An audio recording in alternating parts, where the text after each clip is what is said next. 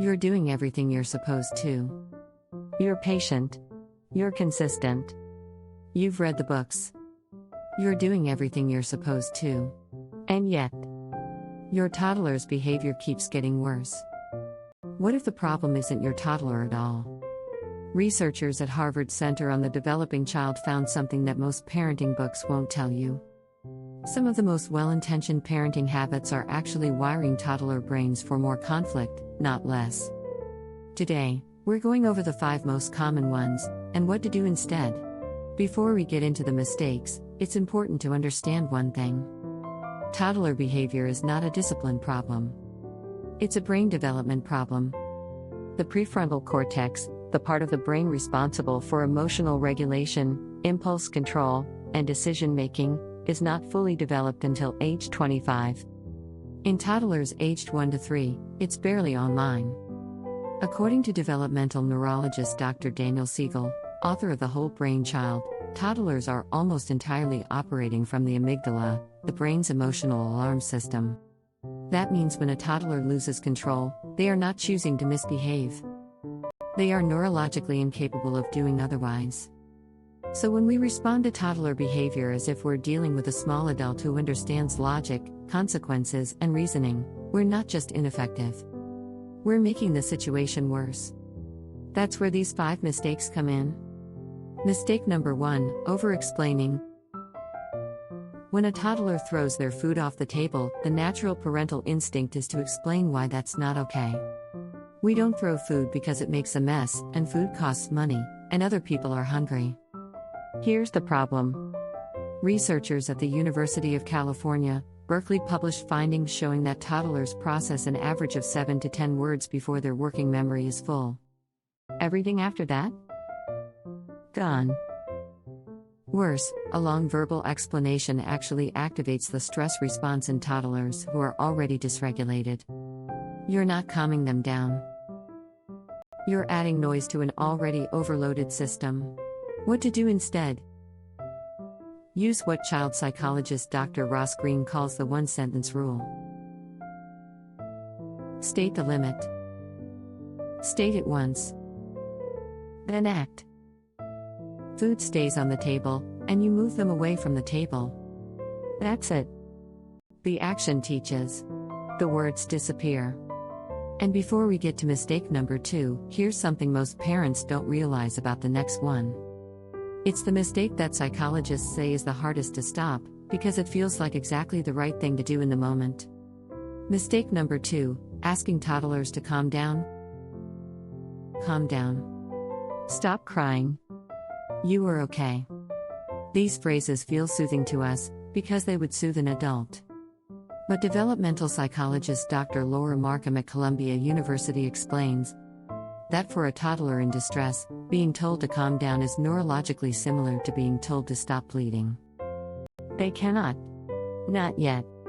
And here's where it gets worse. A 2019 study in the Journal of Child Psychology and Psychiatry found that toddlers whose distress was minimized with calm-down language showed higher cortisol levels, the stress hormone, than toddlers whose parents simply sat with them and said nothing. The phrase your toddler's brain actually responds to? I see you. You're really upset. I'm right here. That's it. You're not rewarding the tantrum. You're regulating their nervous system, which is the only thing that ends a tantrum faster. Mistake number 3, timeouts for under 3s. Timeouts for toddlers are often 2 to 5 minute, disciplinary technique used to briefly separate a child from a stimulating or rewarding situation following negative behavior. Using timeouts on toddlers under 3 were popularized in the 1970s based on behavioral conditioning research, mostly done on school-aged children, not toddlers. For children under 3, the American Academy of Pediatrics now officially cautions against traditional timeouts. Here's why. A timeout requires a child to sit alone, reflect on their behavior, and connect that reflection to a consequence. Toddlers cannot do any of those 3 things. What they experience instead is abandonment. In a toddler's nervous system, being sent to a corner alone when already dysregulated triggers the same stress pathway as a genuine threat. Researchers at Oregon Social Learning Center found that for toddlers, a time in, sitting together in a calm space until the child re-regulates, reduced repeat behavior by 40% compared to traditional timeouts. The location is the same. The difference is you're in it with them. We've covered 3 of the 5, and the next 2 are the ones that trip up even the most experienced parents, because they feel like the most logical responses in the moment. Stay with us. And if this is the kind of content that helps you make sense of what's happening with your toddler, hit subscribe. We break down toddler and baby's behavior through the lens of developmental science every single week, no judgment, just research. Mistake number 4, giving too many choices. This one surprises parents the most, because offering choices is widely taught as a toddler behavior strategy. And it is effective, but only within very tight limits.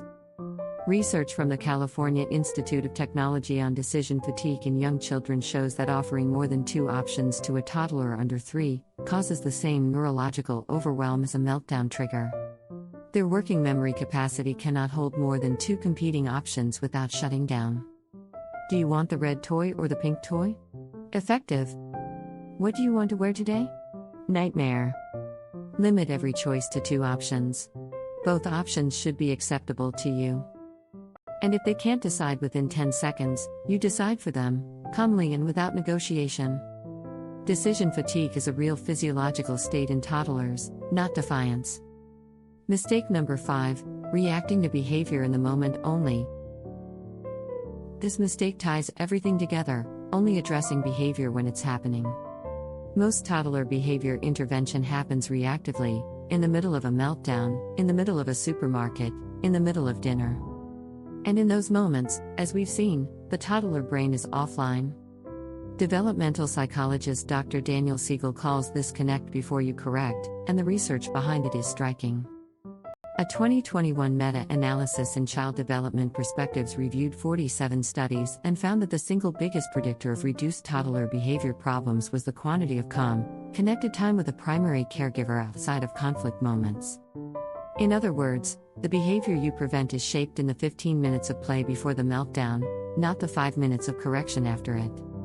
10 to 15 minutes of undivided, child-led play every day, no phones, no direction, just following your toddler's lead, reduced behavioral incidents by an average of 35% across all 47 studies.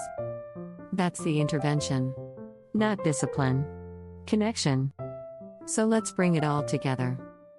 5 mistakes, not because you're doing something wrong, but because toddler behavior runs on a completely different operating system than adult behavior. Over-explaining when less is more. Telling them to calm down when only connection can. Timeouts before the brain is ready. Too many choices. And only showing up after the behavior instead of before it. None of these are failures. They're just mismatches between what logic tells us should work and what developmental neuroscience shows us actually does. If you want to be informed of our next video the moment it drops, hit subscribe. And drop a comment below, which of these 5 surprised you most? We read every single one.